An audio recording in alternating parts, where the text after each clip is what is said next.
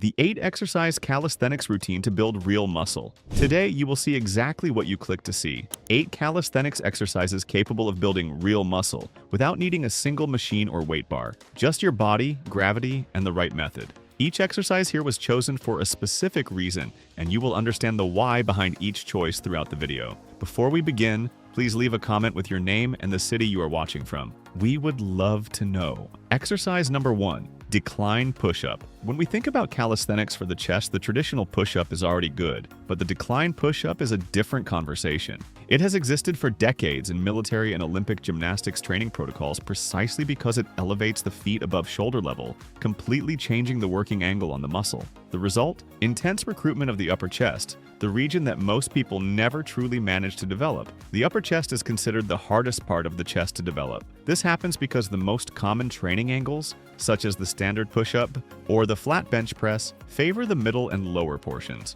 To target the upper area, you need an inclined angle, with the feet elevated in relation to the torso. The decline push-up delivers exactly that. To perform, place your feet on a stable surface such as a chair, bench, or elevated step. Your hands go on the floor, slightly wider than shoulder width apart. Before lowering yourself, brace your core and pull your shoulders back and down. This detail, which is scapular retraction, is essential to protect the shoulders and ensure the chest receives the correct stimulus. Lower yourself until your chest nearly touches the floor and push back up with control. A very common mistake is allowing the hips to rise during the movement, forming a kind of triangle with the body. This removes tension from the chest and overloads the shoulders in the wrong way. Keep your body straight like a plank from start to finish. Another point that goes unnoticed, the eccentric phase, which is the lowering, accounts for nearly half of the hypertrophy potential of the exercise. Lowering yourself in 2 to 3 seconds in a controlled manner will result in far more muscle growth than dropping quickly and rushing back up. Start with 3 sets of 8 to 10 repetitions.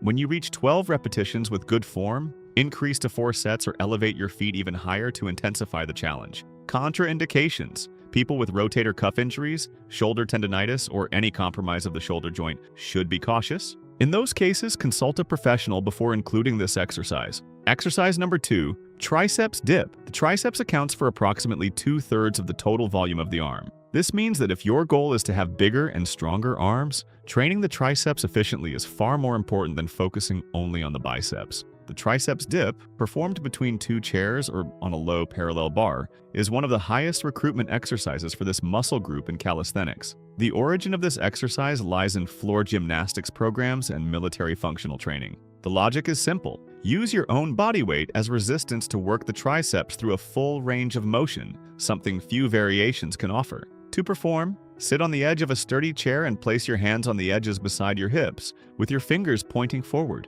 Walk your feet out in front of you, moving your body away from the chair. Lower yourself by bending your elbows until they reach approximately 90 degrees, keeping your back close to the chair. Push back up by extending your arms to nearly full elbow extension. The most frequent mistake in this movement is allowing the elbows to flare out to the sides during the descent. This transfers part of the tension to the shoulders and greatly reduces the work done by the triceps. Keep your elbows pointing backward at all times, parallel to the torso. To progressively increase difficulty, elevate your feet on another chair or surface of equal height. This increases the amount of body weight your arms need to move. Do 3 sets of 10 to 15 repetitions. When you master that range, move to 4 sets or add a light backpack as extra resistance. Contraindications: pain or instability in the elbows, wrist injuries, or shoulder problems such as subacromial impingement can be aggravated by this exercise. If you feel any acute joint discomfort during the movement, stop and seek evaluation. Before we continue, if you're over 50,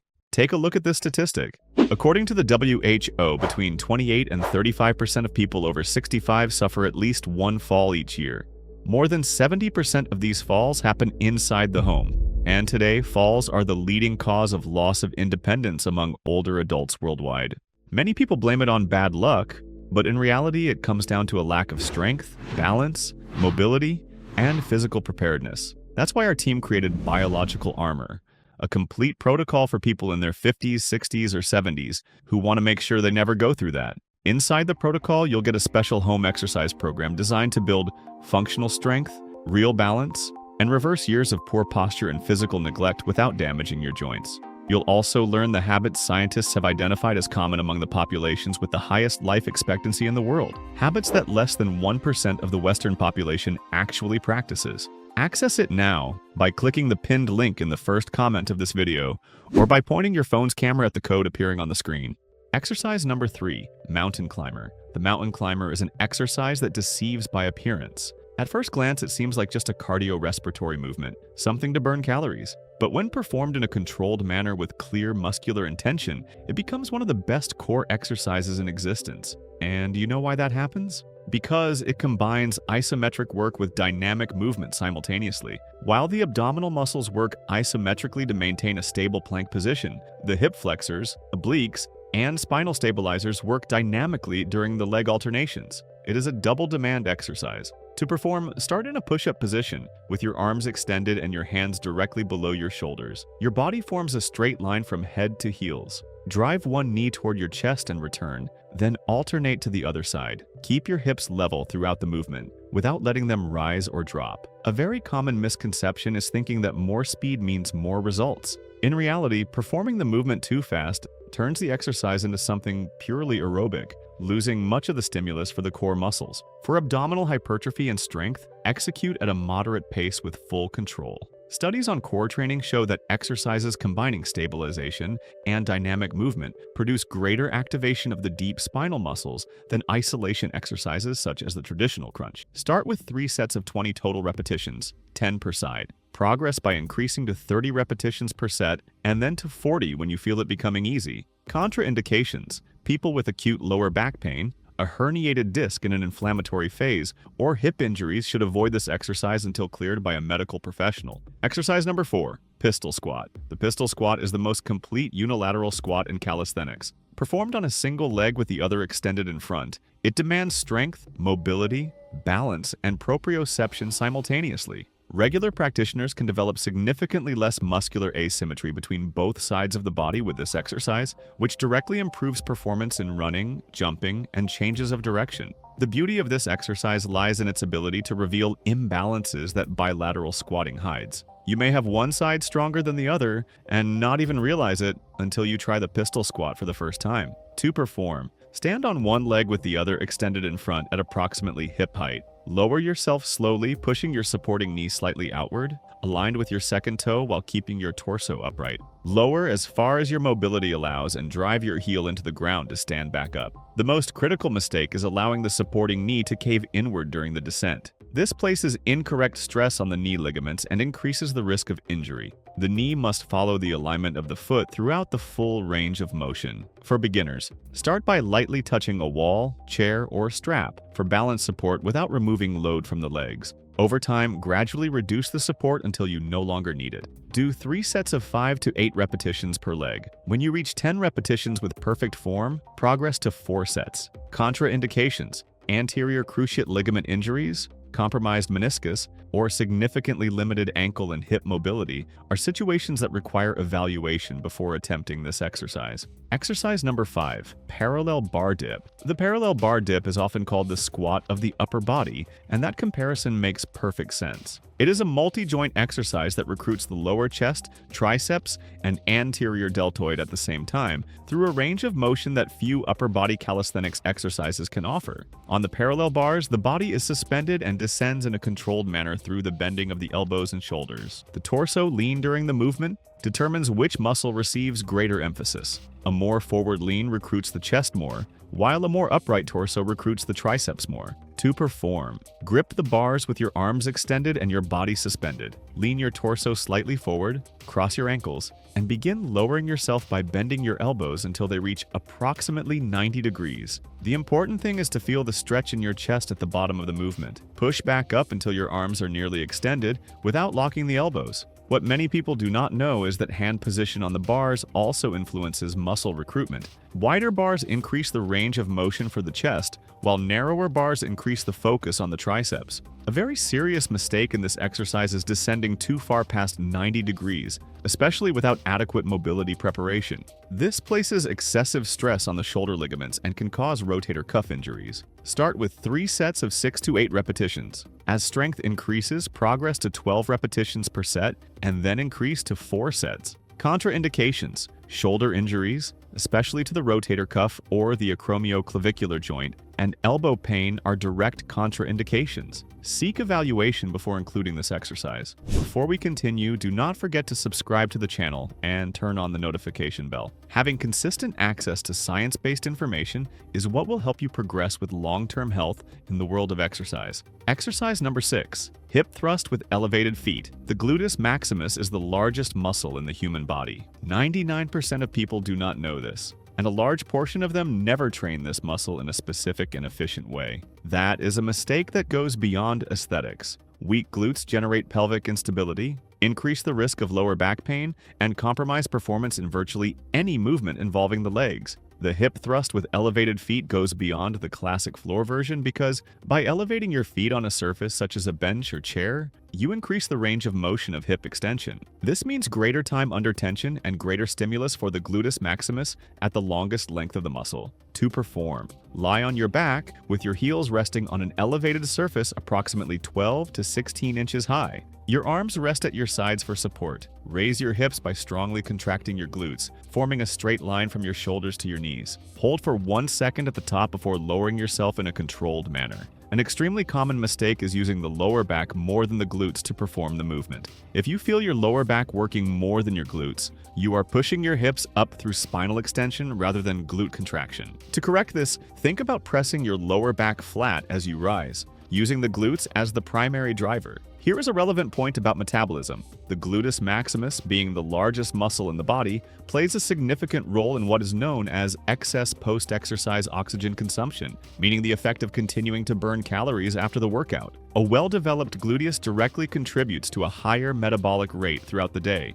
Do 4 sets of 12 to 15 repetitions. To increase intensity without equipment, progress to the single leg version, performing with only one leg at a time. Contraindications: people with acute lower back pain, an active disc protrusion, or knee injuries should have professional supervision before including this exercise in their routine. Exercise number 7, pull-up. Before talking about execution, there is something important for those who cannot yet perform the pull-up in the traditional way. You do not need to start from scratch. There is an accessible progression that will take you toward the full movement as your strength increases, and I will show you exactly how to begin. The pull-up is, without exaggeration, the most complete upper body calisthenics exercise. It recruits the latissimus dorsi, which is the widest muscle of the back, the biceps, the rhomboids, the scapular stabilizers, and part of the core. No other bodyweight exercise works so many muscles at once in that region. For beginners, start with a static hang. Grip the bar with your palms facing away from you in an overhand grip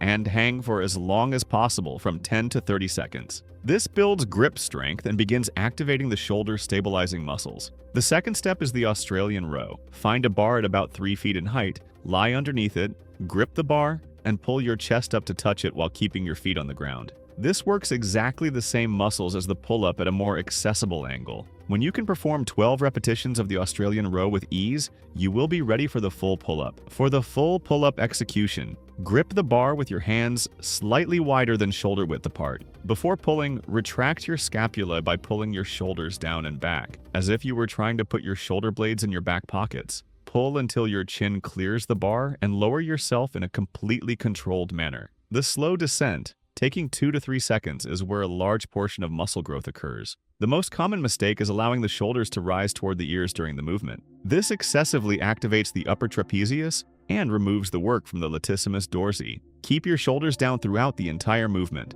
Start with 3 sets to failure, even if that means only 2 or 3 repetitions. Over time, aim for 5 to 8 repetitions per set, and then 10 to 12. Contraindications: shoulder injuries such as glenohumeral instability, rotator cuff tears, or elbow problems require professional evaluation before attempting any variation of this exercise. Exercise number 8, L-sit. We have arrived at the most difficult and most underestimated exercise on this list. The L-sit is an isometric position in which the body is suspended with the arms extended while the legs are held parallel to the floor, forming an L shape with the torso. It sounds simple until you try it for the first time. This exercise simultaneously demands strength from the abdominals, hip flexors, triceps, and shoulder stabilizers. It is literally an integrated trunk strength test that few dynamic exercises can replicate. Olympic gymnasts use the L-sit as a conditioning foundation because it develops the type of core strength that transfers to virtually any other athletic movement.